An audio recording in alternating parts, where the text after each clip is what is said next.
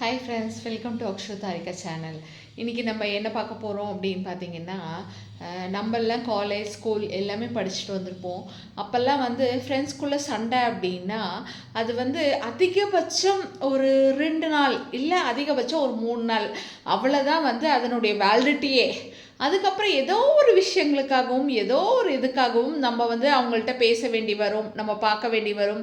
எதுவுமே இல்லைன்னா கூட ஏதோ ஒரு இதை வச்சு நம்ம பேசிடுவோம் இல்லையா. ஏதாவது ஒரு ஈவெண்ட்டு இல்லை ஒரு ஏதாவது நம்ம டிபார்ட்மெண்ட் சம்மந்தமாக ஏதாவது வரும்போது அந்த விதங்களில் பேசிடுவோம்.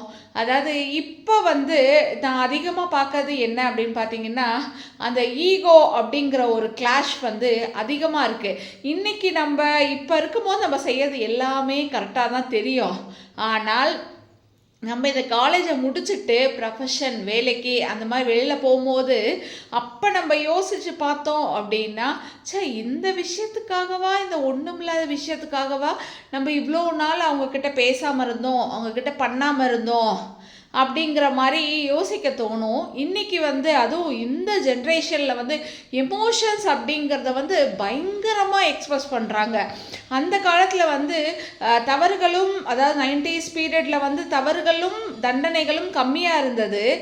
ஏன் அப்படின்னு பார்த்தீங்கன்னா, அவங்க எமோஷன்ஸை ஒரு லெவலுக்கு மேலே எக்ஸ்பிரஸ் பண்ண மாட்டாங்க. இப்போ ஒரு வீட்டில் ஒரு குழந்தை ஸ்கூல் படிக்கிறா, காலேஜ் படிக்கிறா அப்படின்னா காலேஜ் முடித்து வேலைக்கு போகிற வரைக்கும் அப்பாவை எதிர்த்து பேசுறது அப்படிங்கிறது எங்கேயுமே இருக்காது. இருந்தாலும் அது ரொம்ப ரேரான விஷயங்களுக்காக, ரேரான இதுக்காக.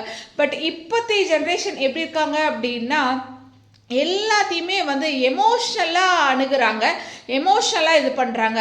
ஸோ அதனால தான் நம்மளோட இது அதிகமாக எக்ஸ்ப்ரெஷன் அதிகமாக ஆகிறதுனால ஹெல்த் வைஸும் சரி, நமக்கு எல்லா விதமான இதுவும் இது பண்ணுது. ஸோ நம்ம கொஞ்சம் எமோஷன்ஸை ஒரு கொஞ்சம் கண்ட்ரோல் பண்ணி இருந்தோம் அப்படின்னா நம்மளோட லைஃப்பும் ஹாப்பியாக இருக்கும், நம்மளை சுற்றி இருக்கவங்களையும் ஹாப்பியாக வச்சுக்க முடியும் அப்படின்னு நான் நினைக்கிறேன். நீங்கள் என்ன நினைக்கிறீங்க அப்படிங்கிறத கமெண்ட்ஸில் சொல்லுங்கள். பை.